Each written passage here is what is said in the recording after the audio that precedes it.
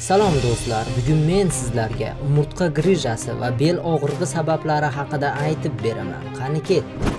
Umurtqa pog'onasi inson uchun eng muhim bo'lgan tana a'zolaridan biridir.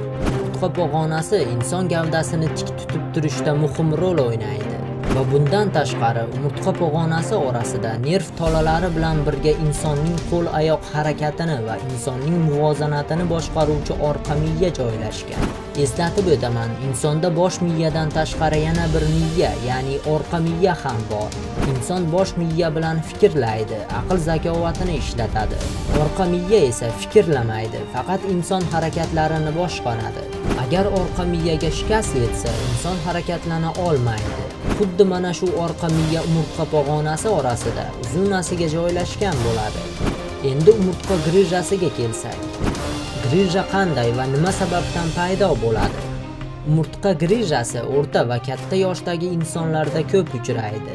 Inson og'ir yuk ko'targanda, kam harakatlik, ko'p o'tirib ishlash va ba'zida noto'g'ri ovqatlanish ham umurtqa grijasi paydo bo'lishiga sabab bo'ladi. Hozir sizlar bilan umurtqa grijasi paydo bo'lishi jarayonini ko'rib chiqamiz. Umurtqa suyaklari orasida disksimon yumshoq poylar bo'ladi. Bu poylar inson harakatlanganda umurtqa suyaklariga nagruzka tushmasligi uchun amortizatsiya vazifasini o'taydi. Mana shu disksimon poylar ichida suyuqlik bor.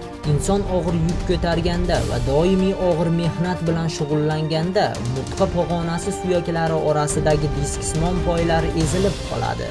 Natijada disksimon poy yorilib, ichidagi suyuqlik chetga oqib tushadi va mana shu joyda shish paydo bo'ladi. Mana shu ishib qolgan joy grija deb ataladi.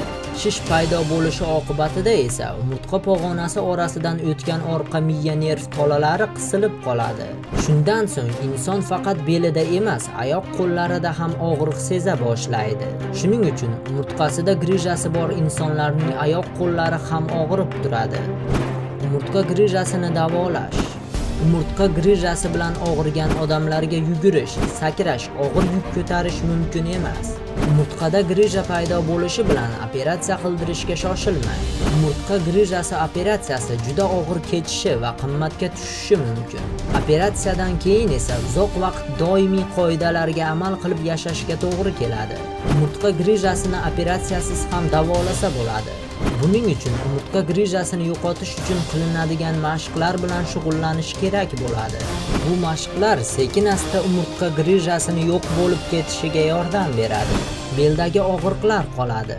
Shu bilan birga issiqlik ovqatlar bilan ovqatlanish kerak. Sovuqlik ovqatlarni kamroq yeyish kerak va doimiy yengil harakatda bo'lsangiz foydadan xoli emas.